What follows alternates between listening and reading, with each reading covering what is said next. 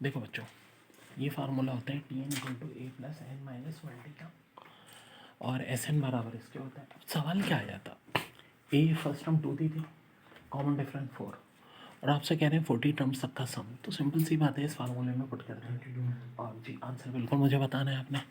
फिर एक और बड़ा अच्छा सवाल है कि सम जो दिया हुआ है 513 दिया है, ए पी की बात हो रही है अभी, और सीरीज सीक्वेंस है 54, 51, 48, नंबर ऑफ टर्म बताना है।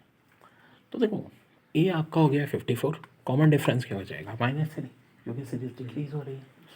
सिंपल सी बात है, फार्मूले में हम पुट करके एन की वैल्यू निकाल लेंगे। तो जी दोनों आंसर मुझे जल्दी से बताइए। अच्छा सवाल है पेपर का, 11 term of an A P is 243 and 29 term is 27, the first 30 terms of progression is.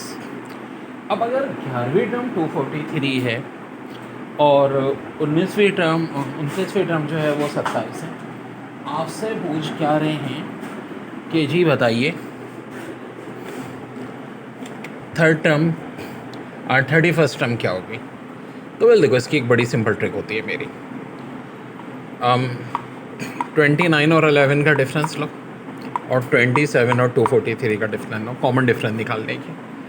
-216 upon 216 को 18 से डिवाइड कर लो, -12। -12 का मतलब क्या है, कॉमन डिफरेंस का मतलब है हर टर्म में कितनी टर्म होती रहेगी, 12। तो बड़ा आसान है, अगर 29 टर्म 27 है और 31 चाहिए तो 29 में से 12 माइनस करो, 30 टर्म आ जाएगी 15, मजीद 12 माइनस करो 3 आ जाएगी, या 2 दफ़ा डायरेक्ट 12 माइनस कर लो यार। Very very important. देखो, if the arithmetic mean between two number is 34 and their geometric mean is 16, then the two numbers क्या होंगे ऑप्शन में 64 और 8, 64 और 4, 8 और 4। तो देखो अर्थमेटिक मीन निकलती है, सम करो 2 से डिवाइड कर लो। तो मेरे भाई क्या कोई ऐसे हैं दिन दो को सम करके 2 से डिवाइड करके 34 आए, बी वाला। लेकिन दूसरी कंडीशन पे तो चेक करनी है, क्या इसकी ज्योमेट्रिक मीन 16 आएगी। तो वेल ये फार्मूला होता है ज्योमेट्रिक मीन का, वैल्यूज़ हैं 64 और 4। 64 किसका रूट होता है 8 का, 4 किसका रूट होता है 2 का, 8 2 सा 16। ऑफ कोर्स इसकी ज्योमेट्रिक मीन भी 16 आ रही है, अर्थमेटिक मीन भी 34 आ रही है। तो इसका मतलब आंसर हो जाएगा ऑप्शन बी। बड़ा अच्छा सवाल है, in 4 numbers in A B are such that sum is 20 and sum of their square is 120, then numbers are. कि नंबर का सम 20 और उनके स्क्वायर का सम 120 है, तो नंबर क्या होंगे। एक ऑप्शन है 1 4 7 10। यार इनका तो सम ही नहीं आ रहा, 20 तो ये तो हो ही नहीं सकता, धुर फट्टे मुँह। क्या इसका सम 20 आ रहा है, नहीं आ रहा। इसका सम 20 आ रहा है, ये हो सकता है, लेकिन अभी हम कंफर्म नहीं है, क्योंकि दो कंडीशन दी है, यूजली दो ही दी होंगे पेपर में, कि एक तो इनका सम 20 है, इनका स्क्वायर का सम 120 है। इसके स्क्वायर का सम 120 है, तो आंसर यही हो जाएगा, वरना फिर रहना और 20 होगा।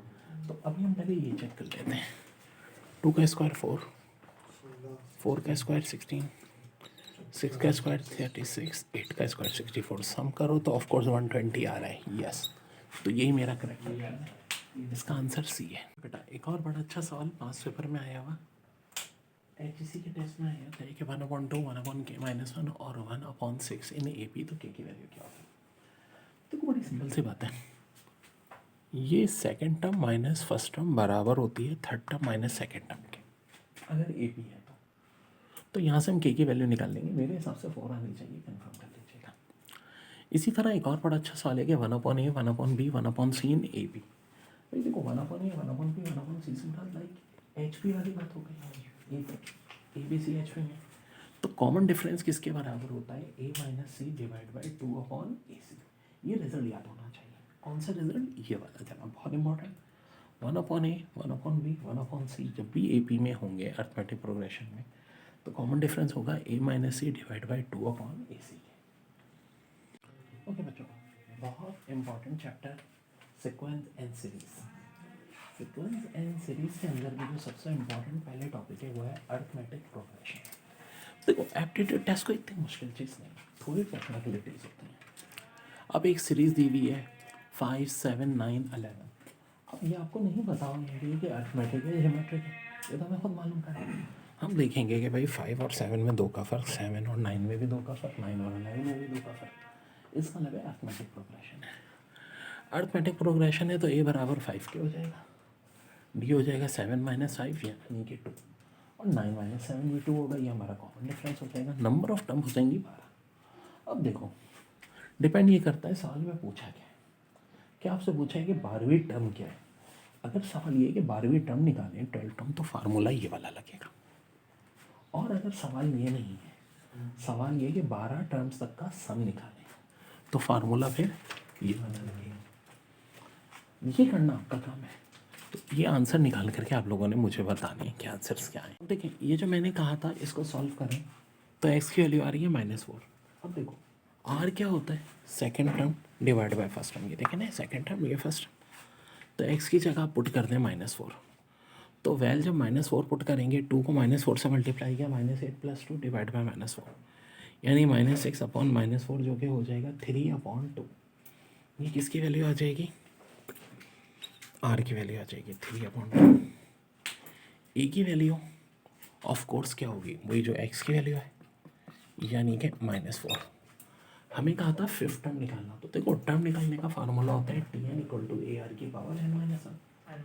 तो n5 है तो दायरे AR की पावर 4 हो जाएगी। अब ए की जगह -4 है, आर अभी हमने निकाला 3/2 पुट कर दिया है यहाँ। तो भाई देखो 3 की पावर 4 हो गई, 2 की पावर 4 भी हो गई। 4 और 16 कट रहे हैं, बिल्कुल कट रहे हैं। कट के क्या आ रहा है, 81/4। कट के क्या आ रहा है, 81/4। तो फाइनल आंसर हमारा आ जाएगा 81/4। क्या आ जाएगा, 81/4।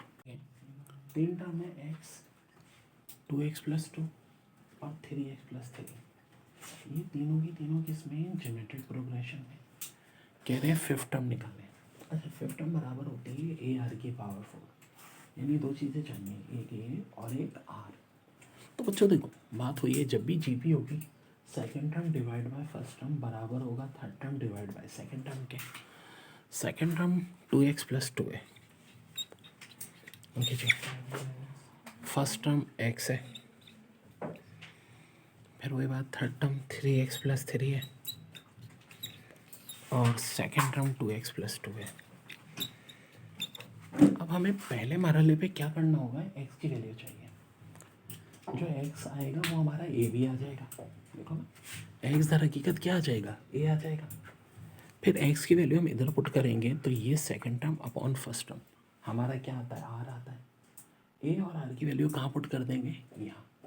यहाँ क्यों पुट करेंगे, देखो थोड़ा सा बात समझो। फिफ्थ टर्म कह रहे हैं, फिफ्थ टर्म बराबर किसकी होती है, AR की पावर 4 के। तो पहले तो हम a निकाल देंगे। तो a निकालना यहाँ इसलिए आसान है कि a और x की वैल्यू इक्वल है।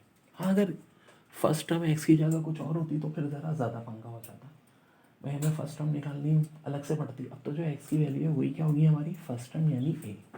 और r कैसे निकलता है, second term divide by first term. तो जल्दी से x की वैल्यू निकालोगे। देखिए जी, ये बड़ा अच्छा सवाल है। x + 9, x - 6 और 4 आर इन ज्योमेट्रिक प्रोग्रेशन। ये तीनों टर्म किसमें, जीपी में। अगर ये तीनों टर्म जीपी में किसके अंदर है, ज्योमेट्रिक प्रोग्रेशन में, तो ये बताओ कि x की वैल्यू क्या होगी। अगर ये तीनों टर्म्स जीपी में है तो बताओ x की वैल्यू क्या होगी। तो क्वेश्चन जो है ये बहुत ही ज़्यादा इम्पॉर्टेंट है। अब इस क्वेश्चन को कैसे करेंगे, देखो बड़ी आसान सी बात है, सीधी सादी बात है। जब भी टर्म ज्योमेट्रिक में होती हैं, second term divide by first term बराबर होती है third term divide by second term के। कब होगा, जब टर्म किस में होंगी, जीपी में। तो देखो x - 6 को डिवाइड कर दो x + 9 से, 4 को डिवाइड कर दो x - 6 से, कर दिया हमने। अब क्रॉस मल्टीप्लाई करेंगे। क्या करेंगे बच्चों, क्रॉस मल्टीप्लाई, जिससे x की वैल्यू आ जाएगी और वही हमारा क्या आ जाएगा, आंसर आ जाएगा। कोई इतनी मुश्किल बात नहीं है मेरे बच्चे।